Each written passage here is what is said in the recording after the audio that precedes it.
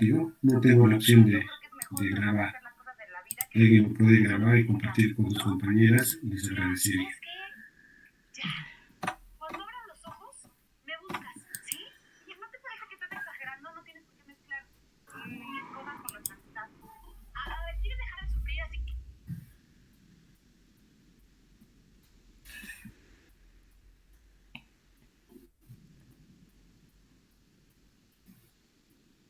¿Se ve la pantalla? Sí, doctor. Muy bien.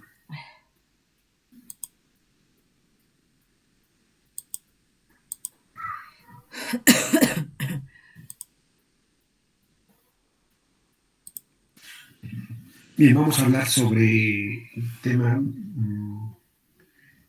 de semiología del aparato locomotor, ¿no? Es parte importante, sobre todo, conocer algunos signos, síntomas y sobre todo algunas patologías frecuentes de este aparato cuando ustedes realicen la semiología, ¿no?, de los pacientes. Recordemos que el aparato locomotor lo conforma el sistema óseo como parte pasiva, o sea, los huesos, y el sistema muscular como parte activa, que le va a dar movimiento a este. Y en conjunto forman pues el aparato locomotor, que nos va a permitir movilizarnos y nos va a permitir hacer muchas acciones. Cuando son afectados parte ósea, parte muscular, hablamos de trastornos o enfermedades propias de este aparato. Y gran mayoría de estos están relacionados a patologías con la especialidad de reumatología. Entonces, cuando ustedes lleven reumatología, me imagino que van a ser mucho más detalladas estas patologías, viendo etiología, viendo causas, factores de riesgo, tratamiento y demás. ¿Ya? Entonces, la gran afectación del aparato locomotor es el paciente consulta por dolor y la gran mayoría de esto lo maneja el reumatólogo. ¿Ya? Entonces, el principal motivo de consulta por el cual el paciente acude a nosotros es porque tiene dolor. ¿Dónde? En una articulación, dolor en una parte de movimiento. Puede ser codos, hombros, muñecas, manos, cadera, rodilla, tobillos. Es importante, como semiología, hacer una anamnesis ordenada, detallada, minuciosa. Y no debemos dejar de preguntar estas 8 características importantes que van a servir para poder llegar a un diagnóstico presuntivo y por ende implantar un plan de trabajo con nuestro paciente. ¿Ya? Preguntemos al paciente entonces, ¿dónde está el dolor que nos indica? ¿Es en una articulación, en dos, en una articulación grande, en una articulación pequeña? ¿Cuándo se ha presentado el dolor? Es decir, si ha habido un antecedente, quizás el paciente trabaja como construcción civil y ha levantado mucho peso y después de eso le venía el dolor, o ha tenido un traumatismo jugando fútbol a nivel de la rodilla y le ha venido el dolor, o simplemente ningún antecedente y el dolor se ha presentado de manera abrupta. ¿Cómo ha empezado? Ha empezado con un dolor simple, ha empezado con fiebre, ha empezado con alguna otra manifestación. ¿En qué circunstancias apareció? ¿No? Al levantarse, al acostarse, durante el día. ¿Cuál es la intensidad del dolor? ¿Cuál es la intensidad del dolor según la escala de EVA? ¿No? Un dolor es muy diferente en uno y otro paciente. Quizás a un paciente lo voy a manejar bien con un paracetamol y a otro voy a tener que utilizar inclusive tramadol o medicamentos mucho más fuertes a nivel analgésico. Entonces va a depender mucho cuán intenso es el dolor que nuestro paciente nos manifiesta. Luego tenemos lo que es las manifestaciones asociadas, ¿no? Gran parte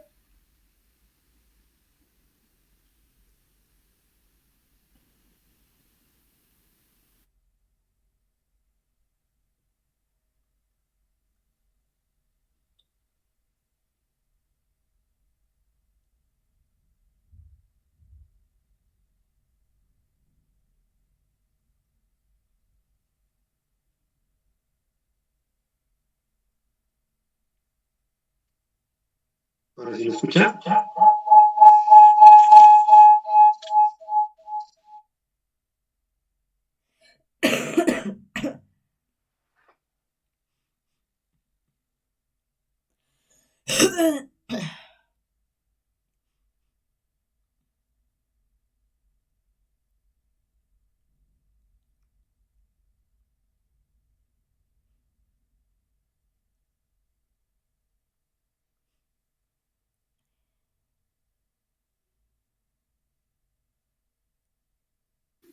¿Me escucha? ¿Se me escucha? No sé, no me escucha. No sé qué pasó. Ya. ¿Me escuchan, verdad? Sí, doctor. Bien, no sé qué pasó. Ya. Entonces, hay que preguntar. Muchas patologías reumatológicas pues son patologías sistémicas. Entonces, muchos dolores articulares a veces van antecedidos por síntomas fuera de lugar, ¿no? Fiebre, erupciones cutáneas, mialgias, decaimiento, cansancio, agotamiento. Entonces es importante preguntar qué otras cosas más se le agrega. Baja de peso, fiebre, ¿no? Nuevamente, repito, fiebre es una característica importante, ¿no? Un paciente que tiene dolor de articulación y también presenta fiebre, hay que tener mucho cuidado en cuanto a la anamnesis. ¿Cuál fue la respuesta al tratamiento? Muchos pacientes pues ya han tomado todos los medicamentos que les han indicado, ¿no? Desde paracetamol, naproxeno, ibuprofeno, diclofenac, tramadol, ¿no? Hay que preguntar con qué medicamento le ha ido mejor, ¿no?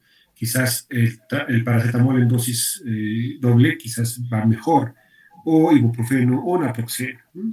Porque si el paciente me dice, no, yo a mí siempre me dan naproxeno y nunca me hace nada, entonces yo ya no voy a poder pues dar este medicamento porque no le hace nada al paciente, tengo que ver otra opción.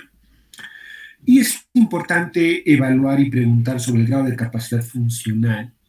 Y esto va a depender mucho para que yo le pueda quizás generar un descanso médico por la patología asociada.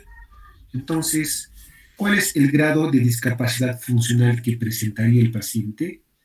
De acuerdo al Colegio Norteamericano de Reumatología, la capacidad funcional se clasifica en 4 grados. Primer grado, una capacidad funcional completa, es decir, puedo hacer todos los movimientos con mis articulaciones y hago todas mis tareas cotidianas.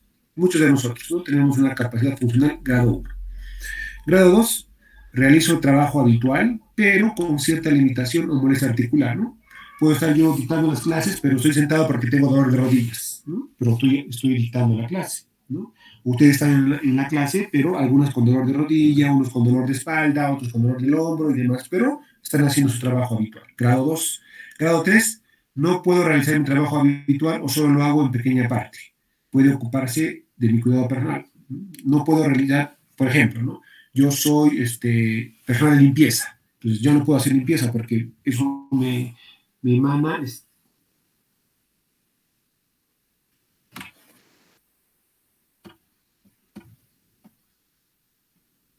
Mm, sí, no sé qué pasa con. Creo que están tratando de entrar y me están botando de.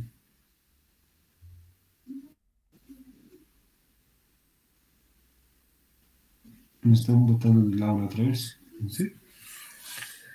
Entonces, el grado 3 les decía, no realizo mi trabajo habitual, pero sí me ocupo de mi cuidado personal, ¿no? Soy persona de limpieza, no puedo hacer limpieza ahora porque tengo que subir 3 o 4 pisos, pero puedo hacer otra cosa, ¿no? O hago mis actividades físicas normales, ¿no? Y el grado 4, pues ya tengo una incapacidad total, no puedo hacer cosas por mí mismo y necesito de un cuidador. Ya el grado 3 y 4 ya se evalúa para generar una discapacidad en un paciente. Entonces yo tengo que evaluar, ¿no? El dolor que presenta o la molestia que presenta le dificulta, sí, ya no puedo subir gradas, ya no puedo cargar peso. No hago mis actividades normales, pero me duele, pero me tengo que tomar mi pastilla, si no me tomo no me pasa el dolor y no puedo trabajar. Entonces es importante valorar esto, ¿ya? Esta diapositiva, tómenlo en cuenta, por favor. Entonces, vamos a presentar ciertas características y motivos de consulta frecuentes en el aparato locomotor. Uno de ellos es lumbalgia. Yo creo que la mayoría de pacientes que consultan a la medicina son por lumbalgia, es decir, el dolor localizado en la columna lumbar. ¿Y dónde va la columna lumbar? La columna lumbar nos va a estar localizada desde la última costilla hasta la zona glútea. Toda esa zona es la zona lumbar. Y gran parte de estos pacientes consultan indicando que estoy mal del riñón, ¿sí? Me duele mi cintura, estoy mal del riñón. Y ellos creen que la lumbalgia es propia de estar mal del riñón. Pero como sabemos, el riñón no duele. Lo que duele son las estructuras. Es por eso que esta lumbalgia es causada por alteraciones de las diferentes estructuras que forman la columna vertebral. Ligamentos, músculos, los discos intervertebrales y las propias vértebras, ¿no? No el riñón como el paciente lo piensa.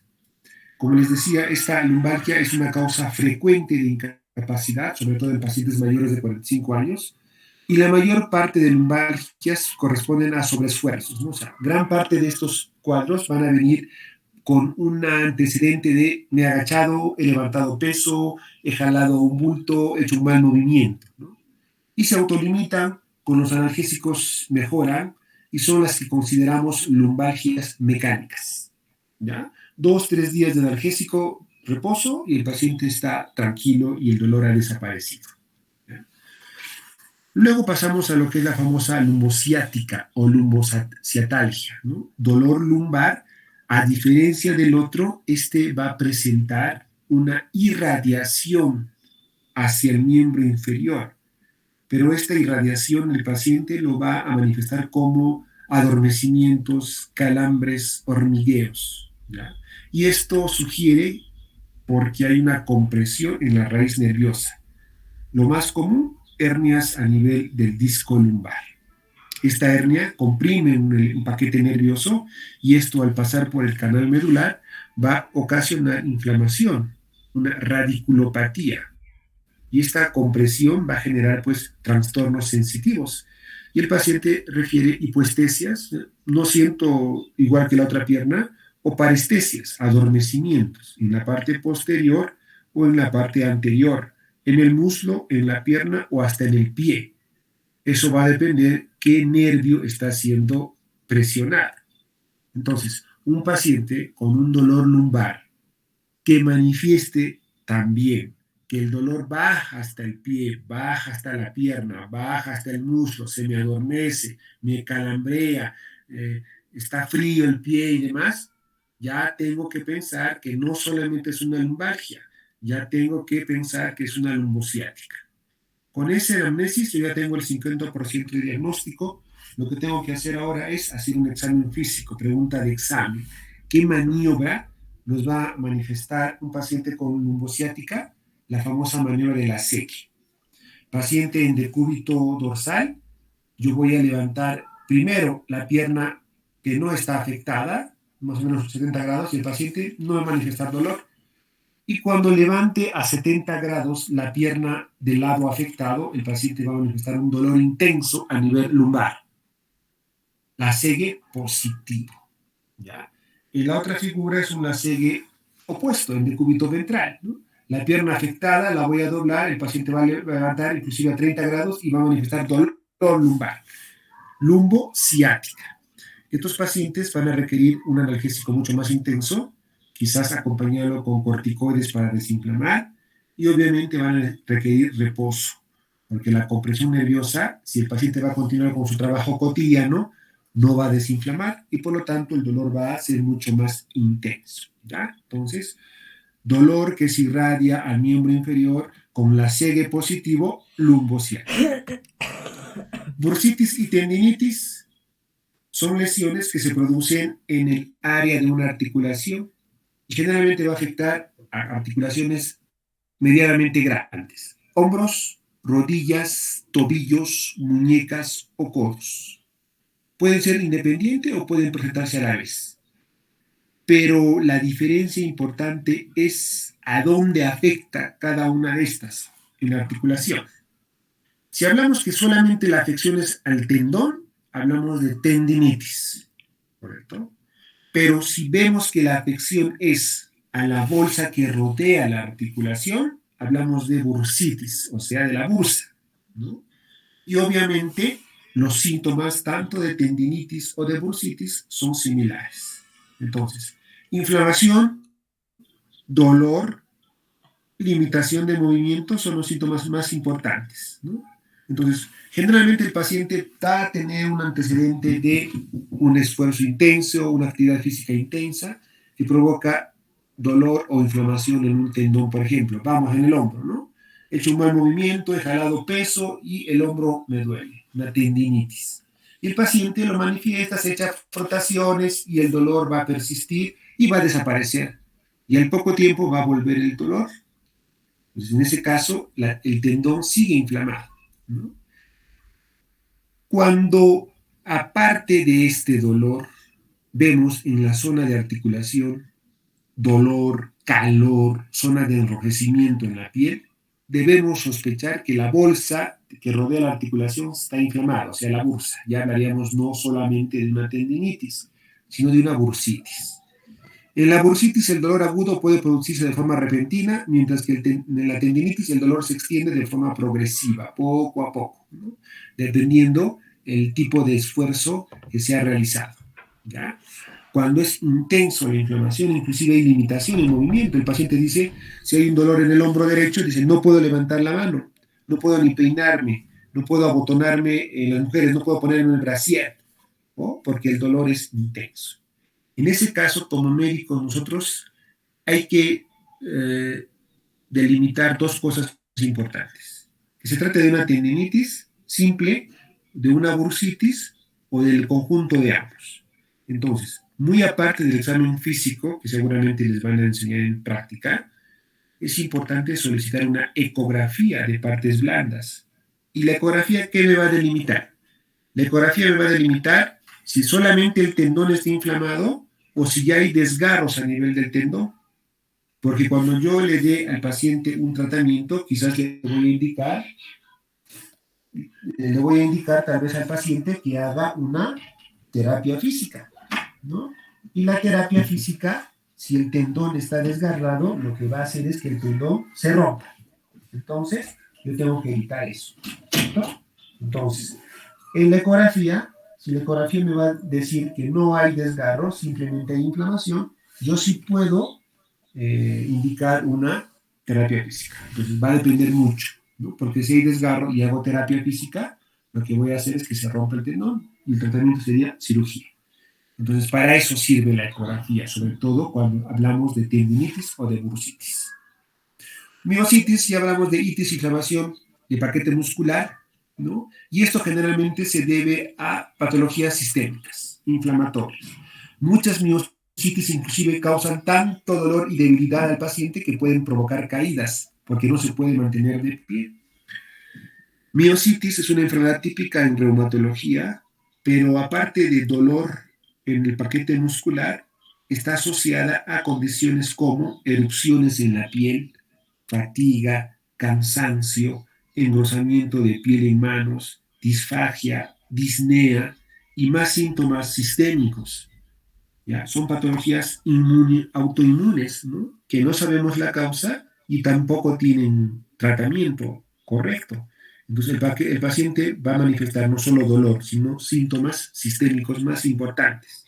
Y a veces cuando desconocemos, pues nos salimos del camino, ¿no? Un paciente que viene por dolor y dice que está cansado, no puedo respirar, ya nos vamos a otra patología respiratoria y vamos dejando de lado estas enfermedades, ¿no? Entonces, en este caso, a veces es importante pedir algunos marcadores tumorales o pedir algunos laboratorios que nos van a condicionar a pensar en enfermedades sistémicas del tipo reumatológico.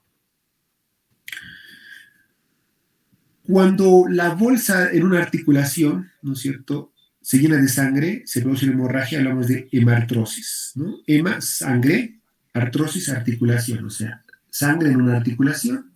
Y la hemartrosis se define como una hemorragia en una articulación que por lo general ocurre después de una lesión, ¿no?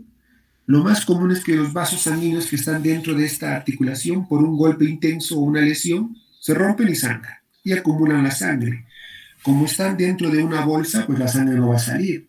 Lo que va a hacer es acumularse.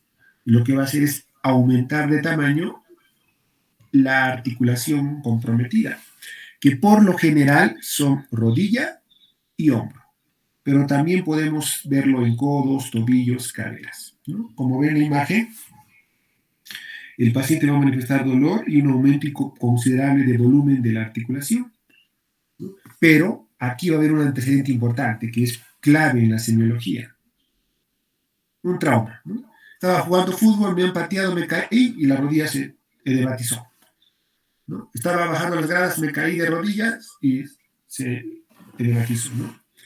Lo primero que vamos a pensar si nos llega la emergencia es decir, aquí hay una fractura, ¿verdad? ¿Y cuál es la diferencia? Si sería una fractura, va a haber una capacidad de movimiento muy limitada. El paciente no va a poder mover la rodilla. Pero en el caso de ser solamente un sangrado, una hemartrosis, va a haber movimiento, pero va a haber dolor y aumento de volumen.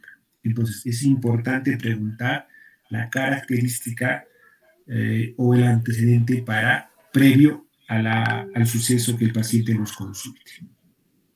Muy similar a la hemartrosis es la hidrartrosis. Hidra agua, artrosis agua en la articulación, o sea, mayor acumulación o derrame de líquido dentro de una articulación. Sabemos que normalmente en una articulación hay líquido, el líquido sinovial, ¿no es cierto?, que lubrica y cumple función de amortiguar. En el caso de hidrartrosis, este líquido se aumenta de forma abrupta, sin causa alguna, ¿no? El paciente dice, estaba normal y amanecí con la rodilla hinchada, ¿no? Y hacemos una anamnesis y el paciente no nos manifiesta ningún antecedente de trauma, como en el anterior caso. Y esto es propio de enfermedades sistémicas, ¿ya? Sobre todo de patologías reumatológicas, ¿ya? Entonces, es la diferencia importante en hidrartrosis y hemartrosis. En los dos, se dan cuenta, hay aumento de volumen, ¿cierto?, de uno de los miembros, pero en la hemartrosis va a haber un antecedente de trauma. En cambio, en la hidrartrosis no va a haber un antecedente de trauma previo, ¿no? De manera brusca, abrupta, espontánea, se aumentó de volumen la articulación.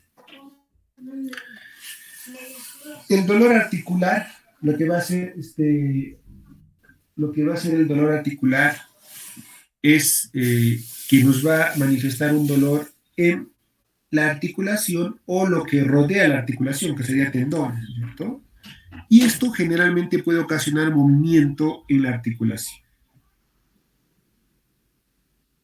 El paciente va a manifestar principalmente dolor, ¿cierto? Y lo que nosotros tenemos que diferenciar es ese dolor propio de la articulación o de las estructuras que rodean a la articulación, en este caso tendones, la bursa, ¿no? Cuando el dolor es solo en una articulación, hablamos de monoarticular, pero cuando el dolor es de varias articulaciones, poliarticular, las famosas poliartralgias, típicas en artritis reumatoidea o en artrosis. Los trastornos poliarticulares pueden afectar diferentes articulaciones en distintos momentos, ¿no? Entonces el paciente dice, me duele el hombro, me duele el codo, me duele la rodilla. Ya no me duele el hombro, me duelen las muñecas, los dedos y las caderas, ¿no? Y el paciente va manifestando en consultas que se van aumentando cantidad de articulaciones a su dolor, típico de la artritis. Entonces, cuando ustedes hagan el curso de reumatología, van a ver que va a haber pacientes que van a manifestar dolor en varias articulaciones. Y cuando afecta a menos de 4 articulaciones, hablamos de una artritis oligoarticular. Y cuando afecta a más de 4 articulaciones, poliarticular. Esto ya va a saber definirlo, porque de esto va a depender mucho el manejo y la sintomatología que el paciente nos manifieste. Es mucho más fácil tratar artritis oligoarticulares que tratar artritis poliarticulares, ¿ya? Cuanto menos articulaciones tenga yo afectadas, más fácil va a ser el tratamiento. Cuanto más articulaciones tenga yo afectadas, el tratamiento va a ser mucho más largo y difícil de disminuir la intensidad del dolor. Dos cosas importantes ya para terminar, ¿no? Artrosis y artritis, ¿no? Eso van a llevar obviamente de manera más detallada en el curso de reumatología, pero ustedes tienen que saber que los pacientes, sobre todo pacientes adultos mayores, consultan por estas dos patologías comunes. Artrosis. ¿Qué es la artrosis? Una degeneración y potencial pérdida del cartílago articular. Obviamente va a haber cambios en las articulaciones, generalmente hipertrofia ósea, la famosa formación de osteofitos. Muchos de ustedes habrán escuchado hablar en sus abuelitos, ¿no?, o sus familiares, les han dicho, el doctor me ha dicho que tengo picos de loro en la columna, ¿no? Normalmente la articulación en las vértebras tiene una articulación rectangular, ¿verdad? Y estas estructuras, ¿no es cierto?, son rectas, ¿no? Las esquinas, por decirlo así, de manera simple, ¿ya? Las esquinas son rectas, ¿no? ¿Qué son los osteofitos? Cuando hay una degeneración de esta vértebra, las esquinas se degeneran y se deforman y provocan como salidas. El hueso crece en esas zonas y se forman los famosos osteofitos. Estos son los famosos pico del ojo. Y como están las vértebras una sobre otra, la vértebra superior también forma su osteofito. Y estos dos osteofitos lo que van a generar es que cuando el nervio salga, lo comprima. Y es por eso que el dolor es intenso. ¿Ya? Entonces, en artrosis va a haber formación de osteofitos. ¿Ya? Sobre todo, ¿dónde? En la columna vertebral. ¿Ya? Región cervical, región lumbar o región dorsal. Los síntomas son dolor, ¿cierto? Que es gradual o agravado. Y el dolor generalmente se desencadena con la actividad. Es decir, cuanto más el paciente camine, cuanto más el paciente haga movimiento, más le va a doler. Porque recuerden que el hueso está, la articulación está desgastada, está degenerada, está envejecida. Entonces, cuanto más le haga dar actividad, le va a doler más. El comienzo de la artrosis es casi siempre gradual y en pocas veces y en pocas articulaciones, ¿no? Va a comenzar poco a poco, pues porque el desgaste, la degeneración es lenta y progresiva. El primer síntoma es el dolor. Como se destruye el cartílago, los huesos van a comenzar a chocar y va a producir dolor. El paciente lo dice que es un dolor continuo, profundo, constante. Sobre todo se agrava cuando está de pie o el dolor se alivia cuando esté en reposo, ¿no? Cada que camino, estoy en mi trabajo parado, me duele más. Pero cuando descanso, me echo a descansar en la noche, duermo, se me calma el dolor. Obviamente, cuando el paciente está dormido, no hay movimiento, el dolor disminuye. A medida que la artrosis progresa, el movimiento de la articulación se restringe y aparece mucho más dolor, crepitación, aspereza, ¿no? Obviamente, cuanto más y más y más movimiento se da, más desgaste, más dolor. Y es típico esto en las rodillas, ¿no? La famosa gonartrosis o artrosis en rodillas. Al hacer el examen, ¿no? Si ustedes ponen la mano sobre la rodilla y le dicen al paciente que haga movimientos de flexión y extensión, van a sentir la famosa crepitación, la rodilla va a sonar, ¿no? Va a crujir y el paciente le va a manifestar dolor. Eso es típico de una artrosis, ¿ya? Grandes articulaciones por degeneración. La artrosis suele ser esporádicamente progresiva, ¿no es cierto? Puede detenerse y ser reversible en muy pocos casos cuando se detecta a edad temprana. En la gran mayoría no se revierte, no se detiene, más por el contrario, si el paciente continúa con la misma actividad física, va a ser mucho más desgaste y mucha más degeneración. Las articulaciones más afectadas son articulaciones de manos. Y en las manos vamos a ver las articulaciones interfalángicas distales y proximales. Y el paciente va a manifestar nódulos, ¿ya? Si la articulación es distal, nódulos de Everdent, y si la articulación es proximal, los de Boucher, ¿no? Está la imagen, ¿no? Esa deformación de los huesos y esa formación de unos nódulos, si la articulación es distal, se denominan nódulos de Everdent, y si la articulación es media o proximal, los nódulos de Boucher, ¿no? Típico en los ancianos. Vea las manos de los ancianos. Cuando hay deformación de los huesos, van a encontrar esa deformación en esas articulaciones interfalángicas, ¿no? Si son distales, Everdent; si son proximales o medias, Boucher, ¿ya? A nivel del pulgar, ¿no? Carpo-metacarpiana, articulación del pulgar, que es dolorosa y se forma el famoso dedo en ojal. Vean cómo es el pulgar, véanse su pulgar ahora, su pulgar erecto, ¿no? Pero ¿qué pasa en la artrosis? El pulgar hace este movimiento, el famoso ojal, ¿no? Se vuelve como una curvatura, ¿no? Porque hay degeneración del cartílago. En los discos intervertebrales hemos dicho los famosos osteofitos o pico de loros, sobre todo en las vértebras cervicales y lumbares. A nivel de cadera, ya el dolor es intenso, el paciente no puede caminar y es candidato a prótesis de cadera o prótesis de rodilla, ¿no? Las más comunes es en manos, cadera y rodilla. Artrosis. Muy bien. Artritis. Itis, inflamación, o sea, una inflamación en la articulación.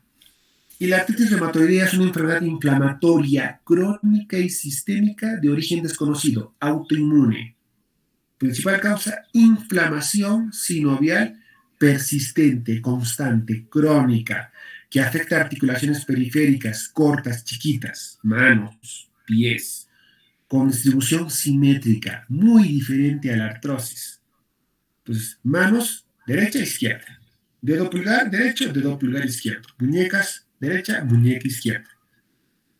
En aproximadamente las 2/3 de los pacientes, la aparición es de sinovitis inicial, meses o semanas antes. ¿Y qué es una sinovitis? Es esto, ¿no? El paciente va a venir y va a decir, se me hinchan los dedos, doctor, ¿no? Uno o dos dedos se hinchan de la nada, sí, amanezco con los dedos hinchados, pero después se desaparece, así como aparecen de un momento a otro, se desaparecen solitos. Esa es una sinovitis. Alrededor de la articulación se inflama y aumenta de tamaño. El paciente le duele, le molesta, a veces no puede ni doblar los dedos y luego se desaparece. Nos está anticipando un cuadro.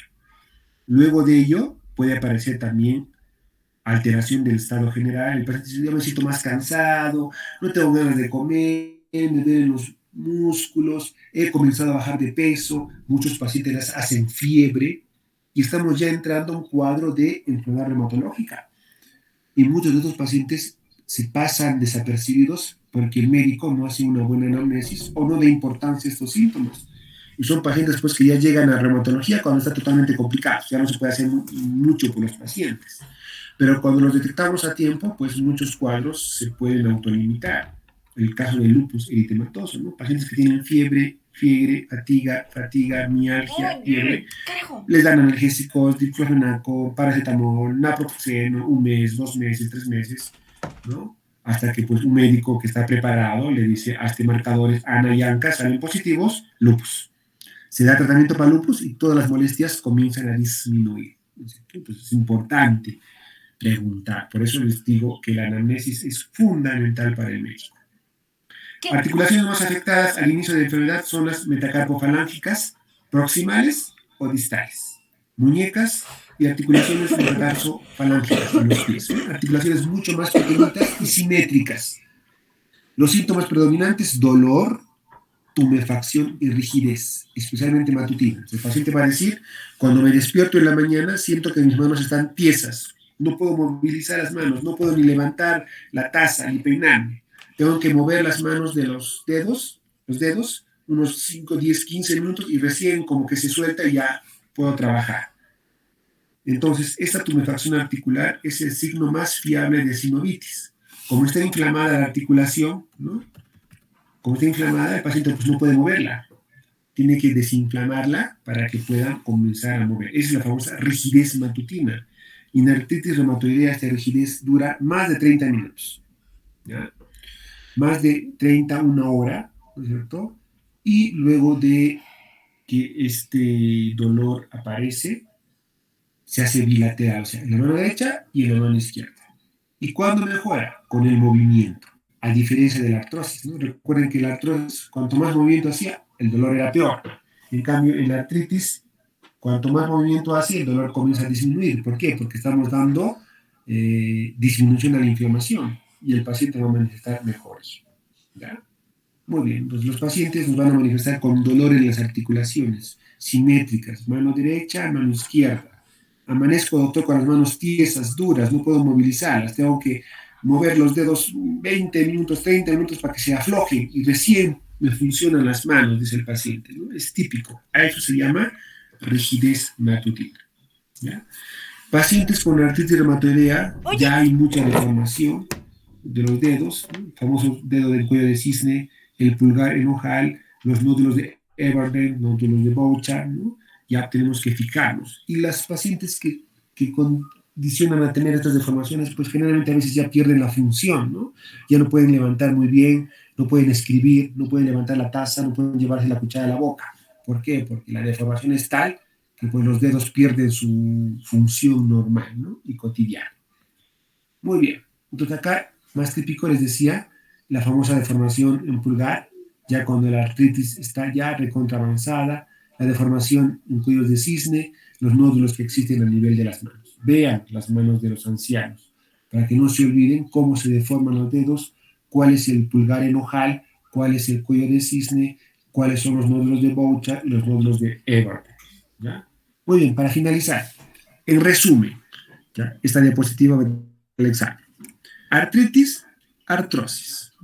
Artritis, itis, inflamación. Acá hay una inflamación de la membrana sinovial, ¿no es cierto? Se inflama la membrana sinovial, se inflama el cartílago. En la artrosis hay degeneración. El que se destruye, el que se degenera es el cartílago. ¿Ya? En una hay inflamación y en otra hay degeneración. Desde allí ya el tratamiento va a ser diferente. El dolor. ¿Recuerdan? En la artritis, el dolor aparece con el reposo, ¿no? Si el paciente va a amanecer con dolor, pues, porque cuanto más está descansado, más inflamación va a haber. Y el dolor pasa durante el día y la noche. En cambio, la artrosis, el dolor se alivia al levantarse. ¿Por qué? Porque ha reposado toda la noche. Y aparece dolor cuando hace movimiento, ¿no? Obviamente en la noche el dolor es más intenso porque todo el día se ha movilizado, ha caminado, ha hecho sus actividades y el dolor es intenso.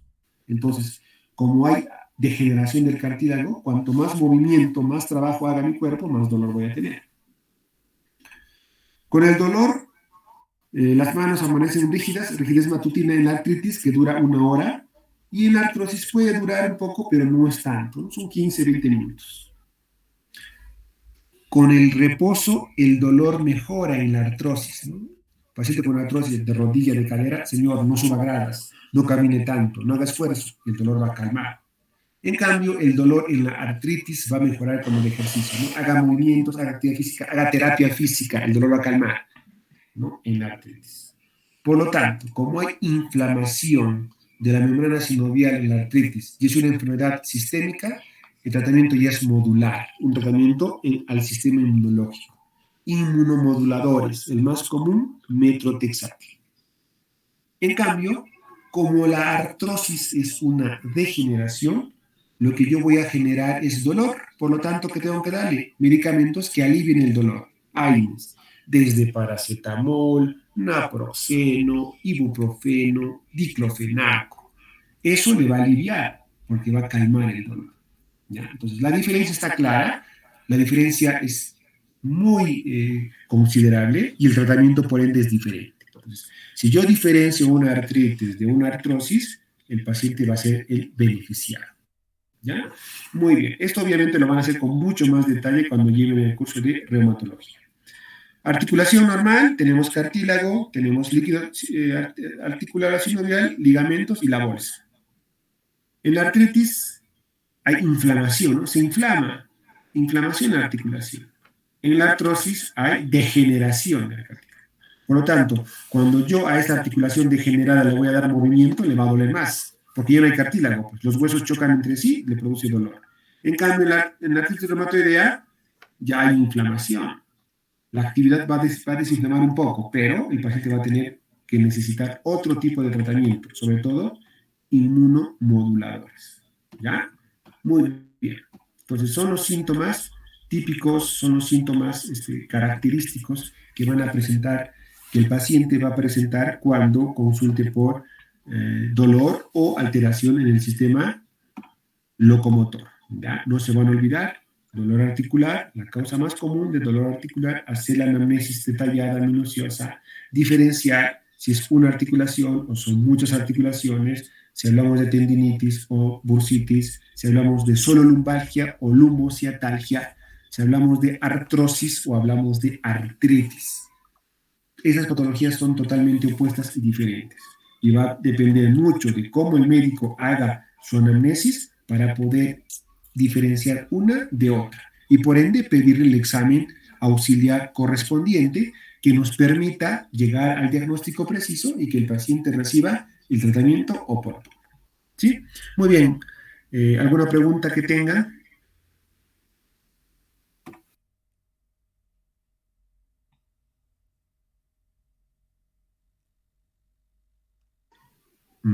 Bien. Si no hay preguntas, quedó claro, está ahí, allí está la delegada. Ángela, ¿estás aquí?